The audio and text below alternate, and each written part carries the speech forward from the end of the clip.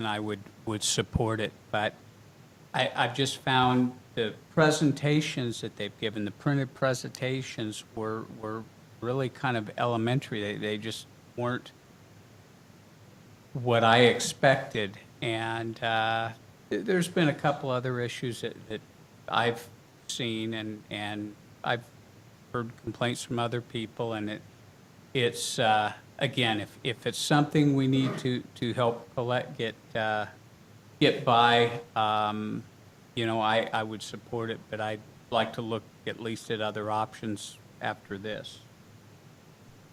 Yeah, let me just say that I wasn't suggesting that the chamber take the place. I'm just saying that when I look at the numbers, and I hear what you guys are saying, I also know that when Jody was the mayor, right after the fire, we had terrible stuff. And I understand the media blitz and all that stuff, but our citizens didn't know anything. Communication from this town to all of us that were displaced was absolutely atrocious. People are still angry about that. So when I look at some of their stuff, like when you put, I don't know what those qualified things were, but 3,800 people have been to a web page in 2 years or in a year and a half or whatever it's been. It's kind of like there's more people than that are still associated with the town. That was per month. Pardon me? That was per month.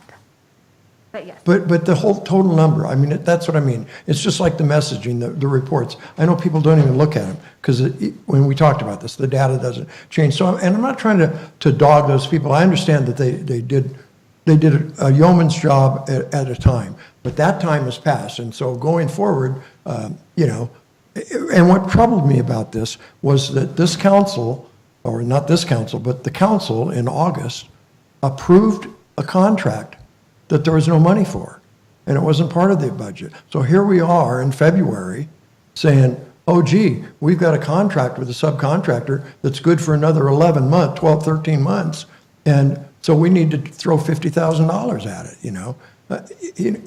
I don't know where that mistake got made, but the fact that we signed a contract with the subcontractor with dedicated dollars and with no clause saying not to exceed.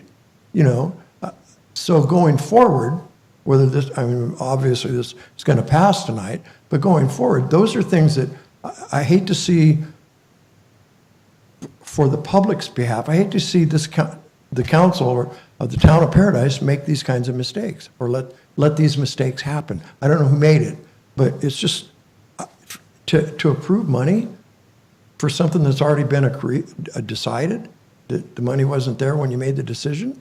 I don't get that. That's not, it just doesn't feel right, okay? So I'll shut up there with that.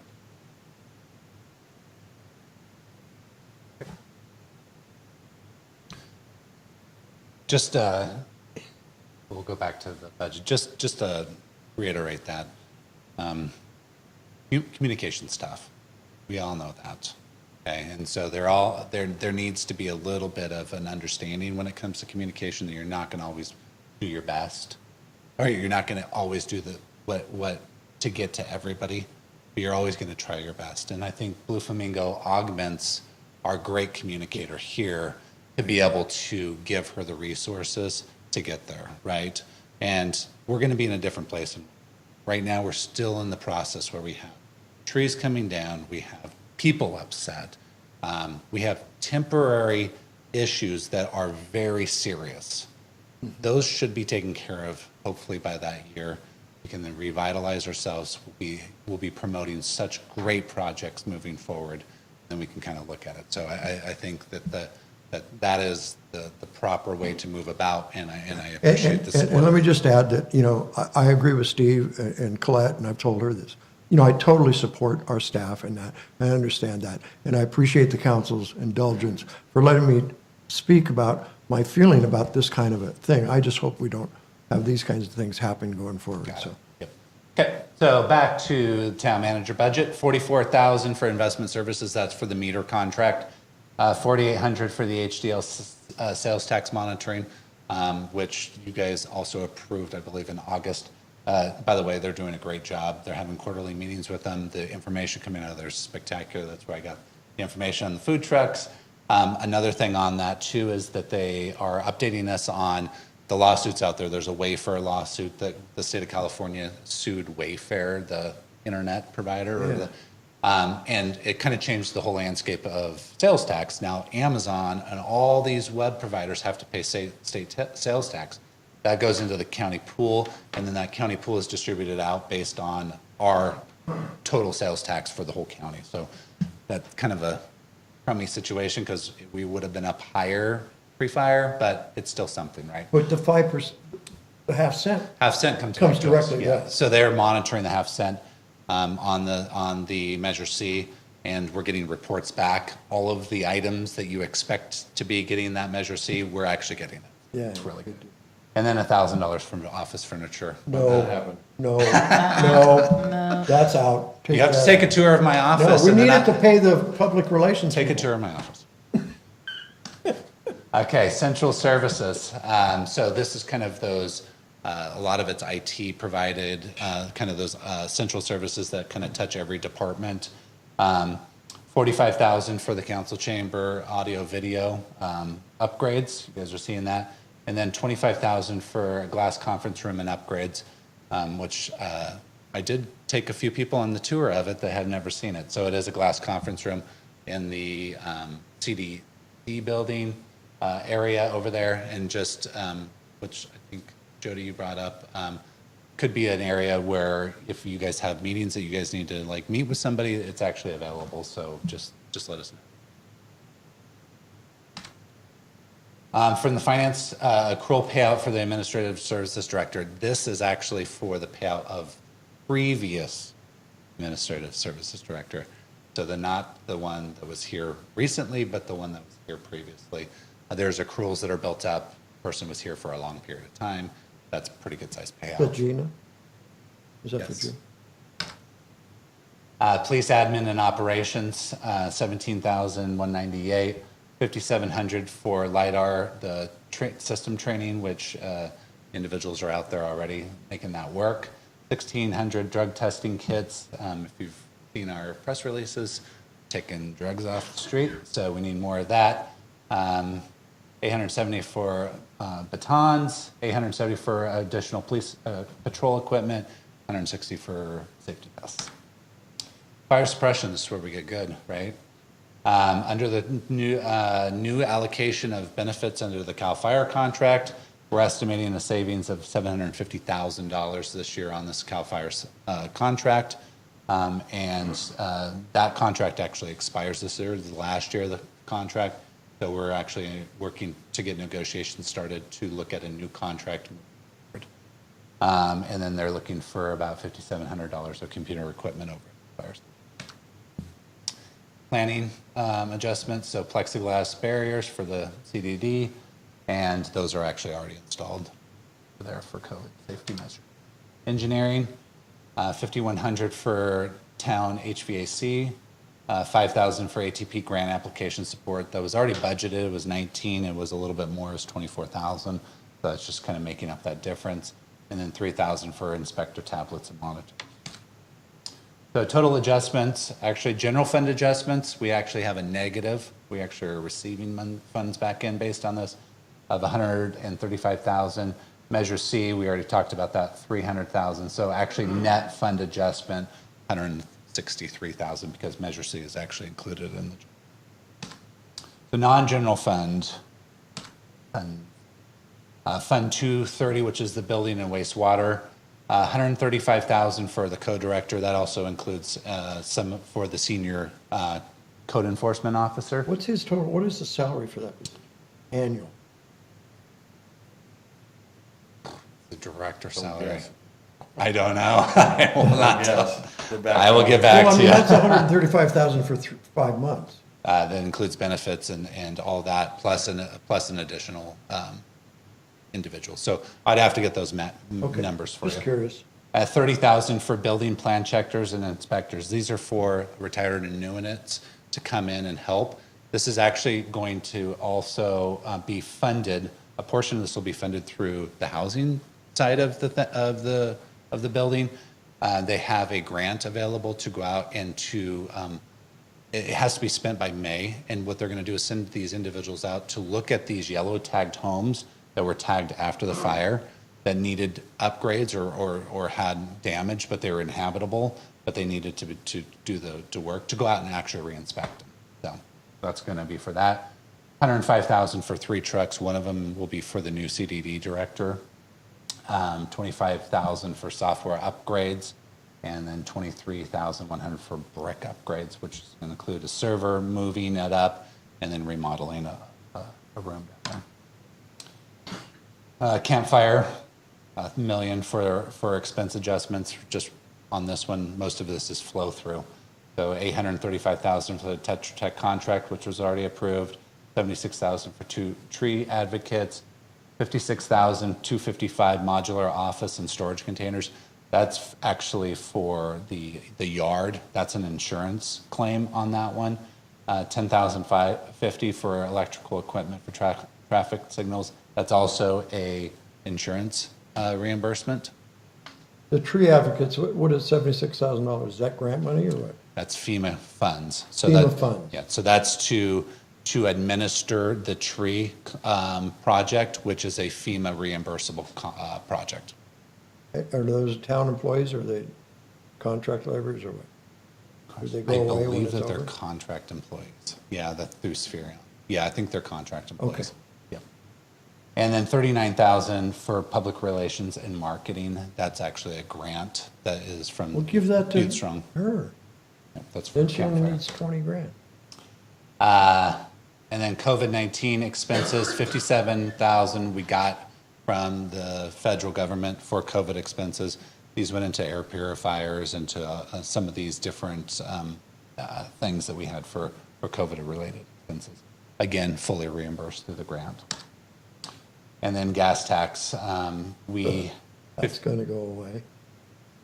well, it's not going to go away, but it's going to go down.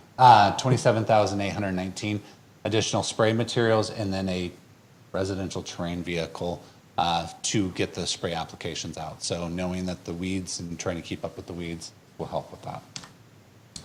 And then a canine protection unit donation fund, we're asking for an adjustment of $12,870 for a new German Shepherd puppy. So, which we've already got.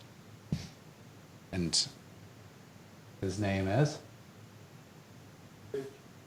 Ridge. Ridge or bridge? Ridge. Ridge. Ridge. Good name. Oh.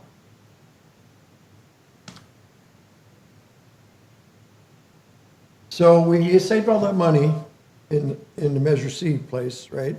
No, not in the Measure C, in the Well, fire when you were suppression. back at the police part, right? Yeah. So how many more radios do we need to get? I mean, if we got $750,000, we don't have to give to the fire guys.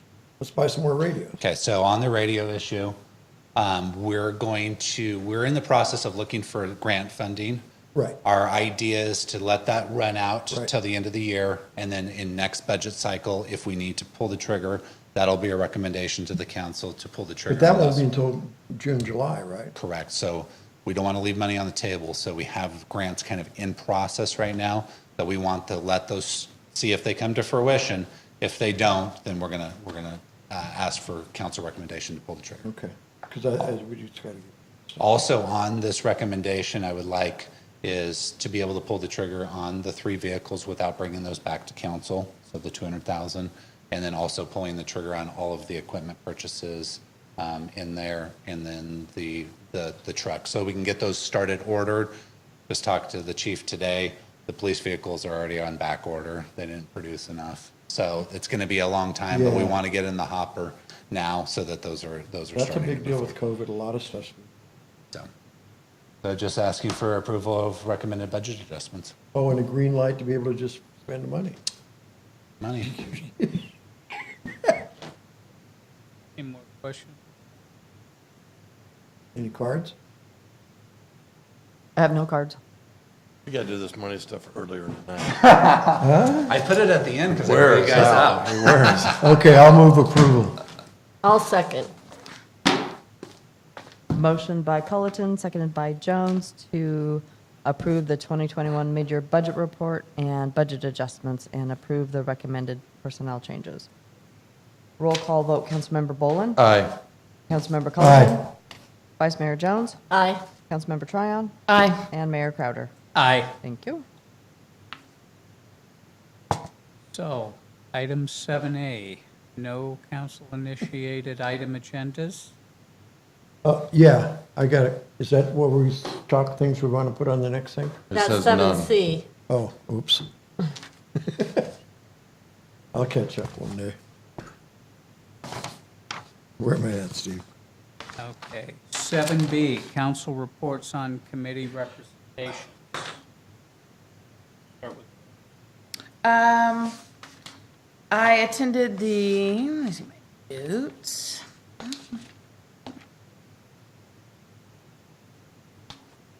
So I attended the Butte County Air Quality Management District meeting on January 13th. And I am the alternate representative to the state board. And I think that's how that worked out. I'll have to check the minutes. And also I attended the League of Cities training.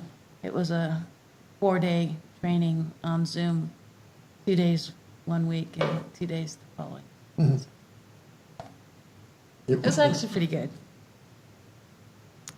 I attended BCAG and was also supposed to go to a PID liaison meeting that got canceled because it was the snow day and is supposed to be rescheduled.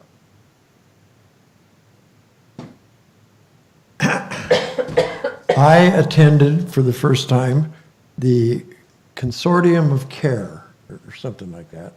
And that was interesting, and for the first time in all my history on the council, I actually took notes.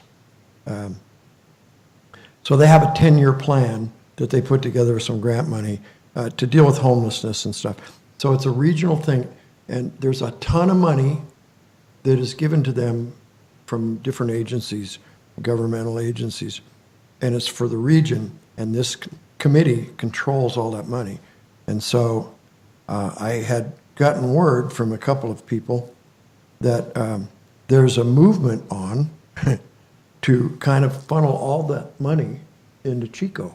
Like there's even talking about buying a hotel and some other stuff. So there's a whole lot of different things going on there. They have a couple of planning sessions because this plan they have, this 10-year, it's not really a plan. It's more like just an outline of what they hope to accomplish in 10 years that's required for the money they're given. One of the good news things, they housed, the number I heard was $900,000 over the past 10 months. They housed 535 homeless people in hotel rooms. And they have a program that they're working on that's, it's something called Next Door or something, and it's to get homeless people into temporary, transitional or permanent housing. And they were able in the past 10 months to get 152 people out of the 535 that they house into that housing. There were questions about how long do they stay, because a lot of reports from other communities have come back and said within 2 years the people are back on the streets. And the question I asked was, what does it cost for success? How do you define success, and what does it cost? There was a few interesting questions. They have a budget for admin of $187,000. Oh, and when I asked about the $900,000, and if you only got 135 or 52 people out of homelessness, she says, no, it's a lot more than that. It's hundreds of thousands of dollars. They got some vaccine for homeless people. They got 100 doses. And they work with all these other agencies that are involved in this committee. Amphia Health has a mobile medical unit.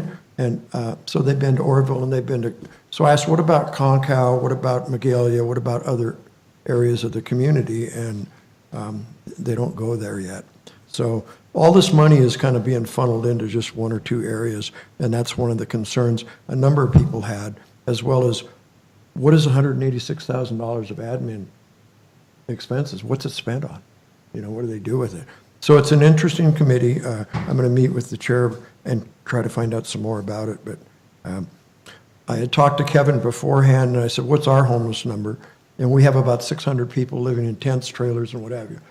they're not like out in Bidwell Park, they're not under the bridge, but you know, they're homeless, their homes burned down. So I mentioned that, and I got blasted by one of our county supervisors who's not on the committee, but attends the meeting and asked most of the questions. So anyway, I'll keep going back to that meeting. It looks like fun. And I can't wait to share with those people. There's about 38 people on the committee that are actual members of the committee.